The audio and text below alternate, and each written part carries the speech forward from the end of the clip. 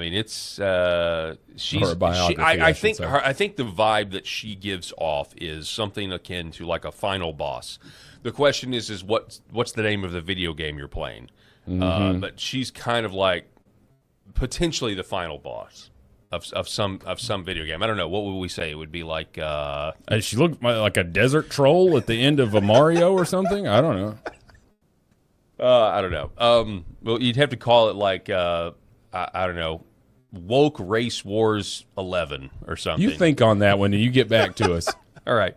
Here she is warning about the dangers of white supremacy. And keep in mind, when you watch this, she's literally giving money to the white supremacists. You couldn't script this any better, folks. The number of hate groups has been increasing pretty rapidly and frighteningly really since 2000.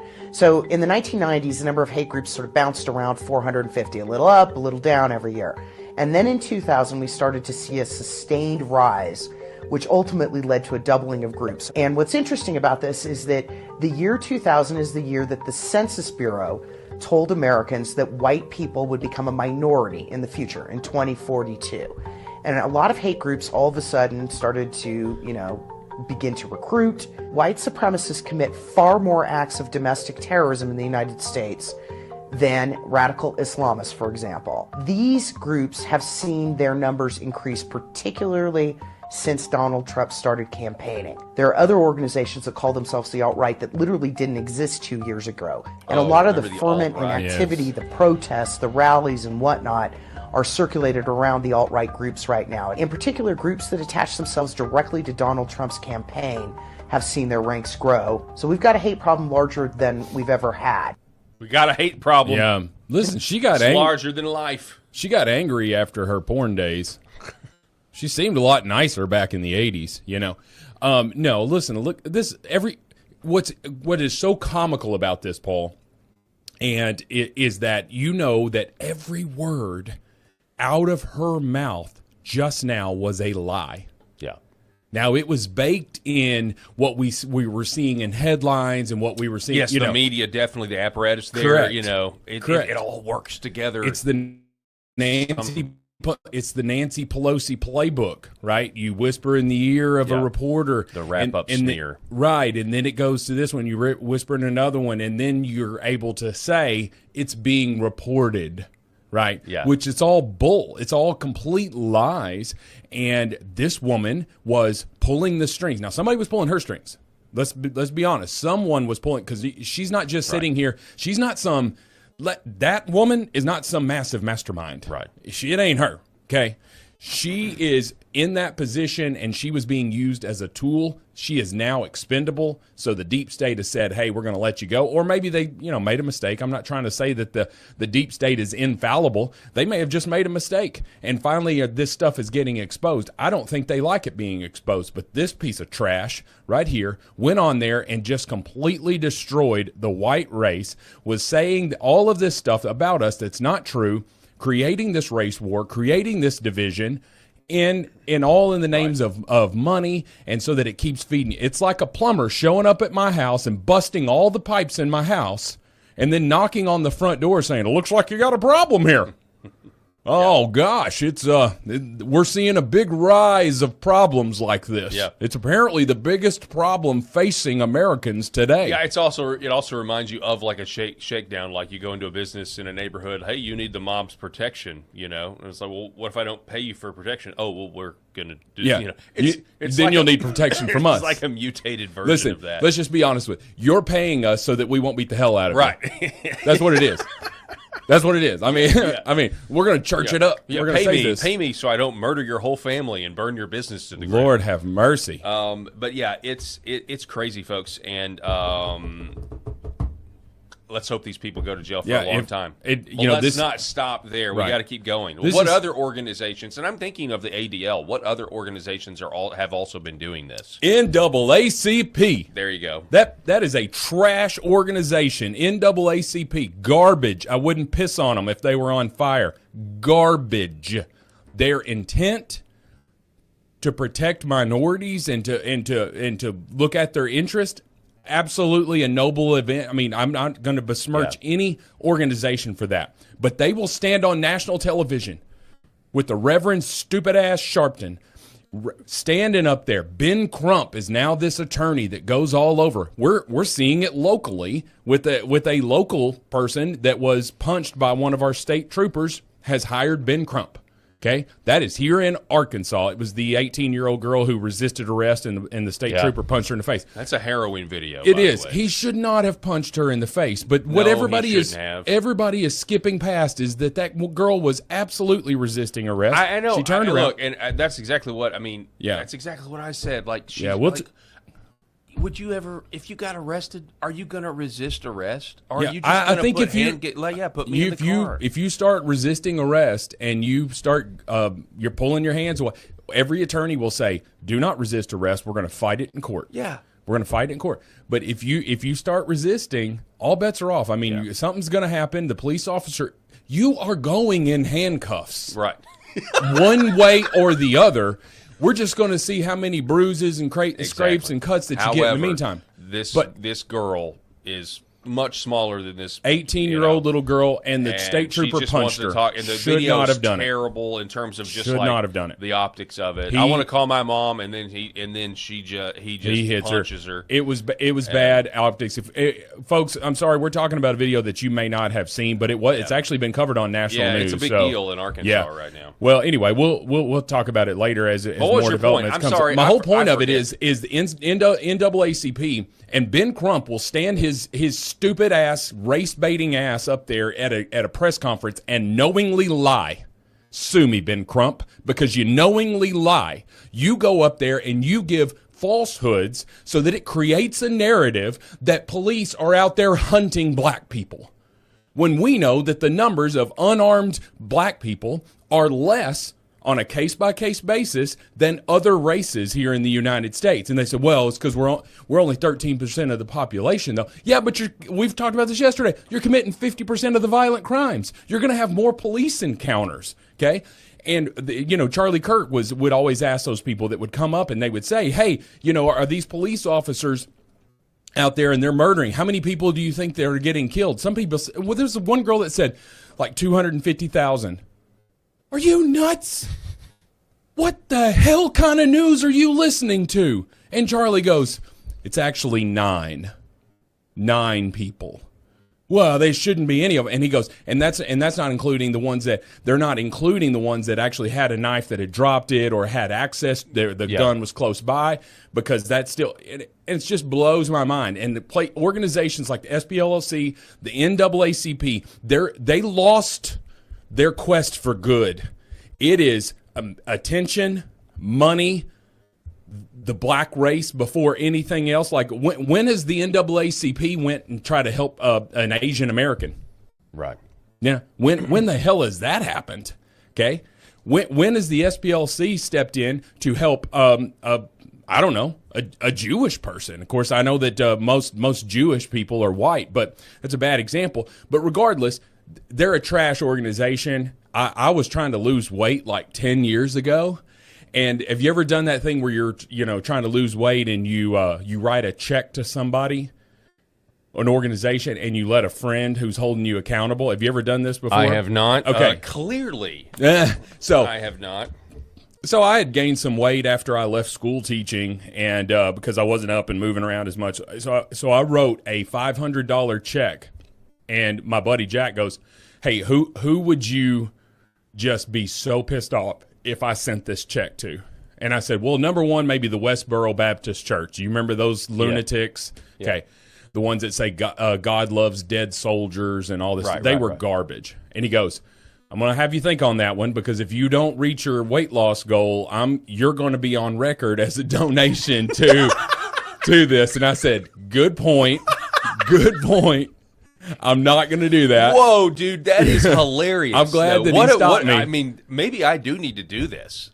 Maybe I need to write a check to something I hate. Because I cannot stand. It'll work for you. So anyway, I ended up writing the check to the NAACP. Luckily, I hit my weight loss goal. and Jack tore that check up and it was not sent in, but I was that close to donating $500 to a garbage organization, and I knew that 10 years ago. Look at where they've come now.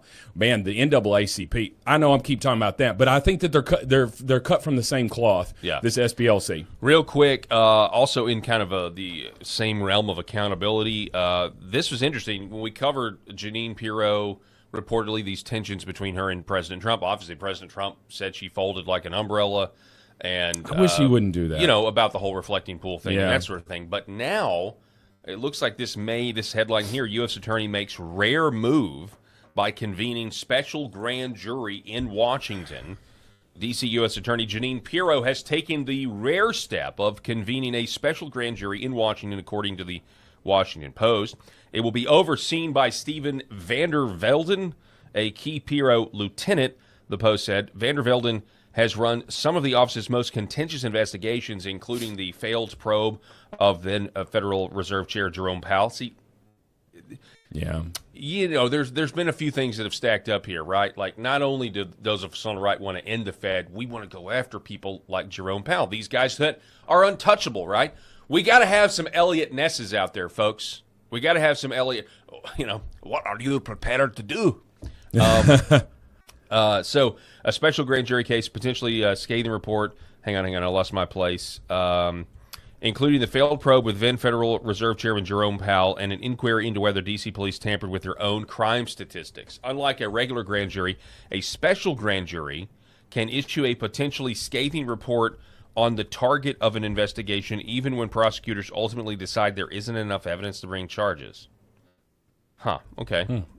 Well, that's not what we want. We don't want one of those reports. Yeah, let's talk about this overall. Let's talk about this one overall.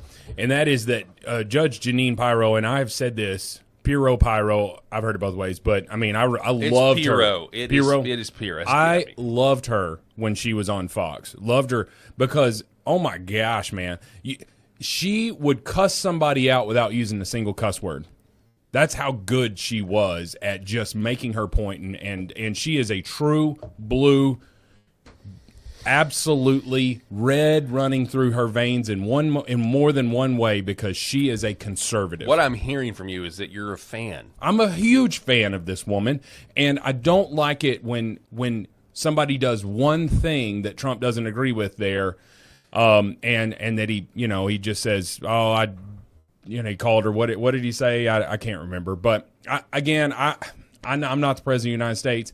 I'm not hearing everything that he's hearing. Maybe he had some different evidence that was presented to him. I just don't like the internal fighting when I think that the enemy right now is the rise of socialists. I think that is something that is noteworthy because, as I said yesterday, some of these candidates are going to be in Congress next year. They have knocked off long-term incumbents in these blue districts, and so they're going to be in Congress next year. They're going to continue to grow until they get in power and fail miserably, and then people get sick of them and throw them out. But what has happened then, at that point, we're all suffering. Yeah. Right? Yeah. So I love Judge Jeanine. I hope her and Trump make amends here. But one quick note on this. What is this special grand jury going to be investigating? The article says we don't know. It is not yet known what this would be assembled for. So that's going to be interesting to see. Yeah. And I'll be very excited to see it. Want to remind everybody that the Paul Harrell program is powered by the Healing Veterans Project. This is a charity that wants to do one thing: get red light therapy into the homes of veterans who can't afford it. At the Healing Veterans Project, we have a long list of veterans who have been prescribed these panels by their doctors, but the VA, unfortunately, will not cover it. The VA will cover opioids, they'll cover addictive pharmaceuticals, but they won't cover red light therapy. Now, many of you may not know about red light therapy, but I've been advertising red light panels on this program for a couple of years now. I believe in the therapy called photobiomodulation. It is scientific. It does incredible things to your body, like stimulate the mitochondria, increase blood flow. And these have incredible effects on pain, on nerve pain, on PTSD, on traumatic brain injury. It's really a catch-all. It does so many great things. And you have to have the right panel, obviously.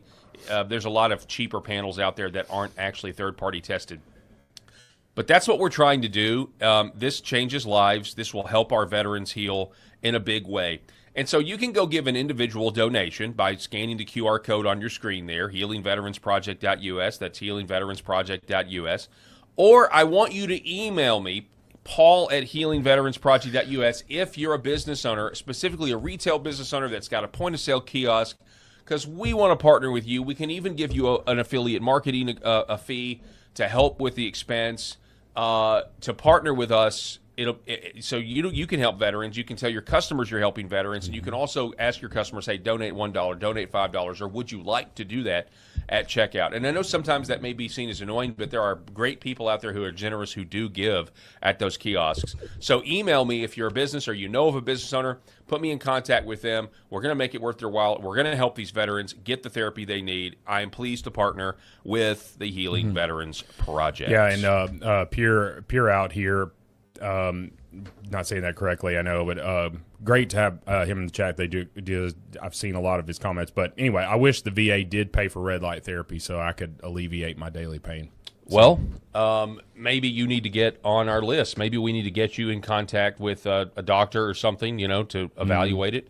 And then you can get in line, Yeah. And if you want to do that, by the way, go ahead and email me that as well. Any veterans out there that, because we're assembling the list, but we also got to assemble the funds first. But we've got a list, and it's growing because we've got doctors prescribing these panels, and you got to hear the story of Matt Troy, the founder of Healing Veterans Project. For the last year, he's been trying to get the VA to cover just one panel for this one Purple Heart veteran. And the story of what this guy did in Vietnam, I've read about it, is incredible. The amount of lives this guy saved, the amount of enemies he killed. Patty, okay. And so, but yeah, email me and we'll figure out a way to get you guys on the list. Yeah. And then when we, continue to raise money for this great charity, we'll get you a panel. Yeah, Patty, reach out to Paul there and at least get you on the list, and we'll see. Yep. Because the idea there is that there's enough donations in the meantime until we can get on the VA's radar and get these things approved. Well, I do know RFK Jr. Is familiar with the technology, photobiomodulation, which is red light therapy. And it may happen eventually, It may, but we're going to keep going. This is non-pharmaceutical intervention.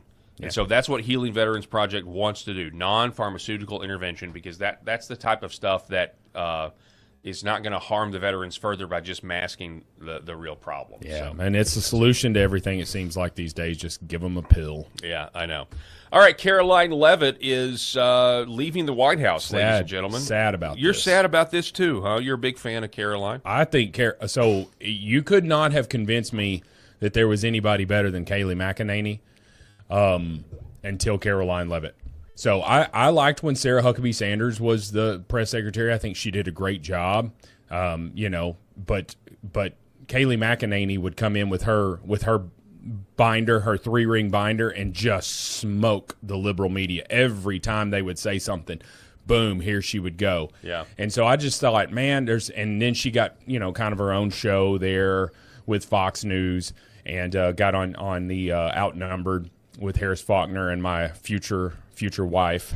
You gotta stop. I love her. I'm not gonna talk about it. Anyway, she's a lovely lady.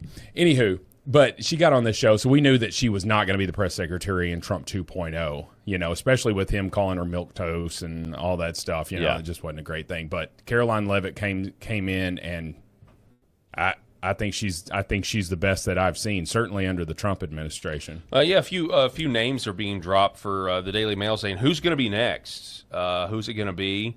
They throw Jason Miller out there. Jason Miller, let me show you what he looks. That's Jason Miller right there. He recently came back to the White House. I wouldn't do it. I wouldn't do it. They I would throw out former Homeland Security Press Secretary Katie Zakaria. She has my vote. I think it needs to be a woman. I just really believe that. I actually pray that it's a man. I'm sorry. I'm so sick of everything has to be feminine. Everything has to be. Then they have I just think that job is a feminine job. Principal Deputy Press Secretary Anna Kelly, a former beauty queen, could also be in the running. Then they've got CNN political. I like commentator. women. If you didn't know, Scott Paul. Jennings could be the. Scott Jennings could. Hey, could you get the know nod. what? I could get behind Scott Jennings. You think so? Now, yeah, but I think that'd be a step down. His star is just getting bigger and bigger. Also, former acting director of national intelligence Bill Pulte was rumored to have a long shot possibility. No, he looks like he just passed gas.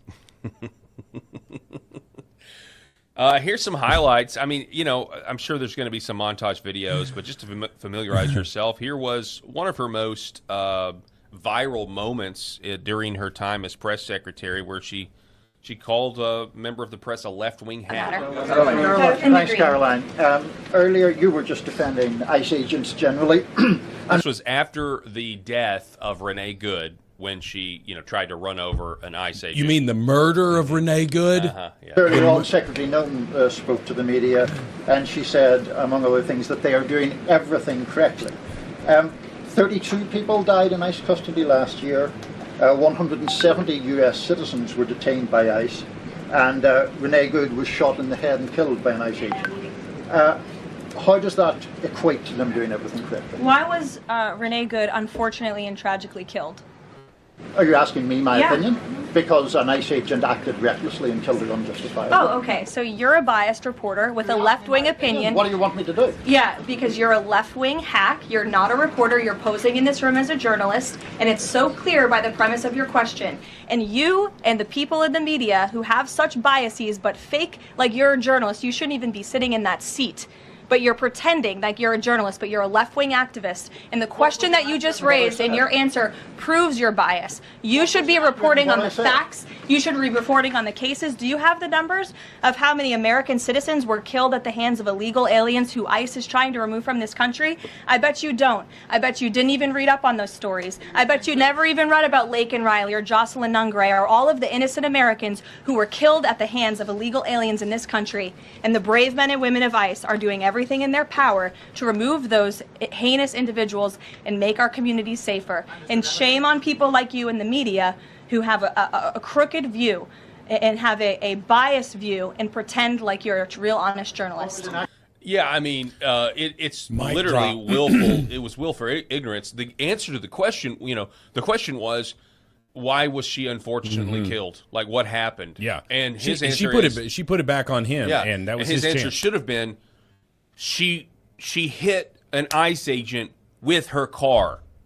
Mm-hmm. With a deadly weapon, a car. But his answer told her and the all ICE of us. agent acted recklessly. The ICE agent should have just let himself get run over, I guess. So yeah, that was a good moment. Right, sir. Have you ever been in law enforcement, standing in front of a vehicle that you are trying to get the woman out because she is now under arrest? She's impeding traffic. She's impeding law enforcement. That is obstruction of justice, folks. It is as plain as day. That woman died because of her own actions. Okay? You can say the wheel was turned away.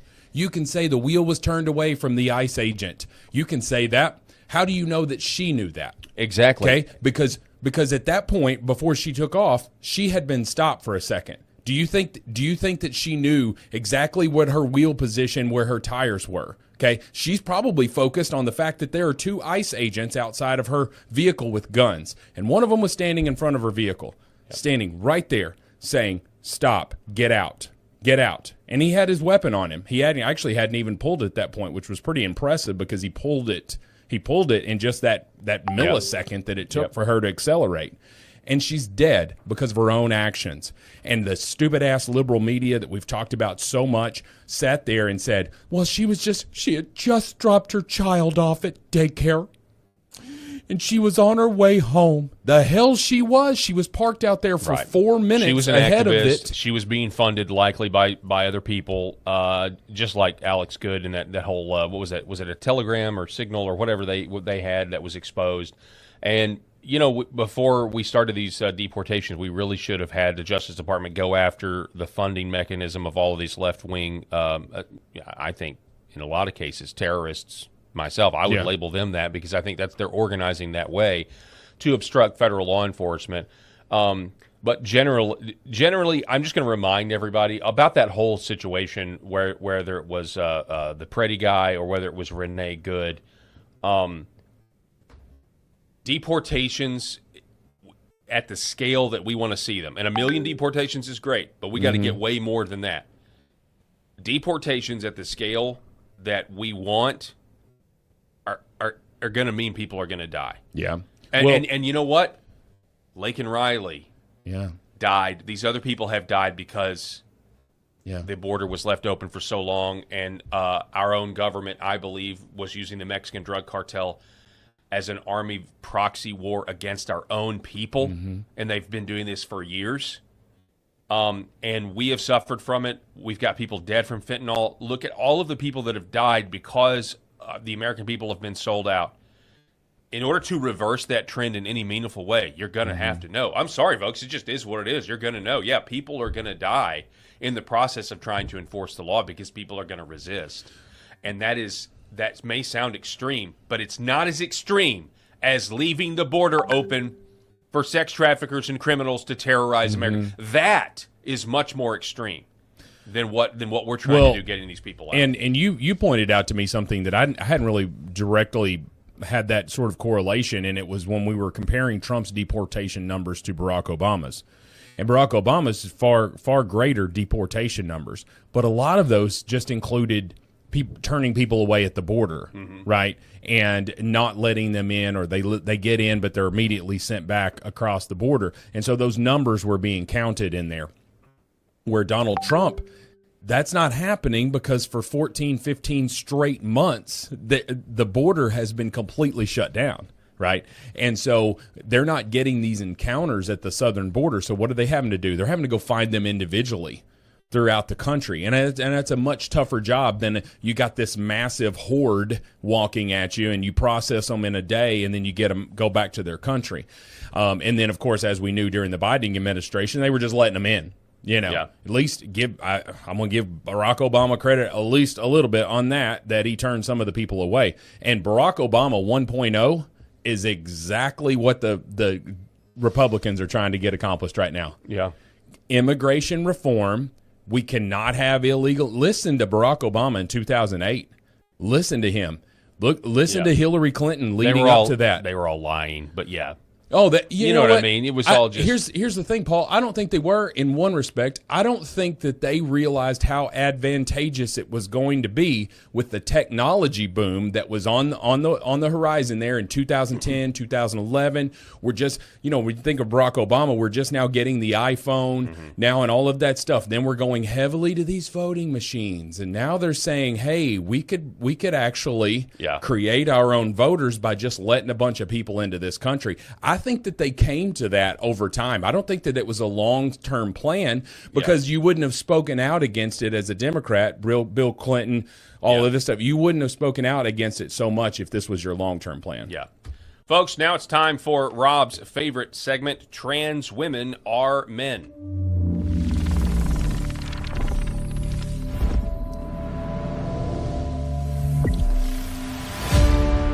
As we wind down the hour here, we've got this headline over at Red State. Feckless WNBA bosses meet to define woman and come up with exactly nothing. Some say that women are indecisive, and the WNBA just proved it. What do you want to eat, sweetheart? I don't know. Well, what's a woman? I don't know. This is pretty hilarious. Fox News covered this as well this morning. Range of topics, including ongoing discussions on transgender athletes and the continued hate and vitriol directed at players online. There are no immediate eligibility matters affecting the WNBA. Yes, there are. And we strongly denounce the bad faith efforts to use these topics to demean or marginalize others. So they're literally just going to pretend that there is no What controversy? What are you talking about? There is no controversy. They didn't even address publicly that they've got 2 former NBA athletes that are declaring for the draft. They didn't even do that. Now, you sent me this, Rob, because Royce White and Enes Kanter, they are not letting this go, and they need to keep pushing this issue. So you're telling me that former NBA player Royce White is going on day 3 of continuing his mission to get into the WNBA. Do I have that right? Which then led to other females calling him out, saying, do it, commit to the bit, take hormones, get facial surge, breast aug, and SRS with the money you got from being a Hall of Fame household name, change your name and live as a woman. This is going to be. Oh, sorry. So you're telling me that former NBA player Royce White is going on change your name and live as a woman in society. Anything less is cis male cowardice. In which she replied, don't tell me how to be a black woman. Taking hormones are optional. The idea that a trans woman has to subject herself to big pharma is just another way for cis normative people to turn us into a commodity. I'm all natural, black, trans, lesbian with a penile aesthetic. Which then Ed Krasenstein, the liberal influencer, real men don't play women's sports, in which Royce White clapped back, you misgendered me again. That's toxic. Heteronormative bigotry. These words, guys. We've moved on from that way of thinking about womanhood. Why are you so pressed? We only make a tiny percentage of the population. You're obsessed. You must be jealous of strong, beautiful black queens. You go, girl. I'm all for this Royce White drama. For your mama. So you. There it Oh. is. Your favorite segment. Oh, I love it. Trans women. Hang on. I didn't mean to do that. Trans women are men.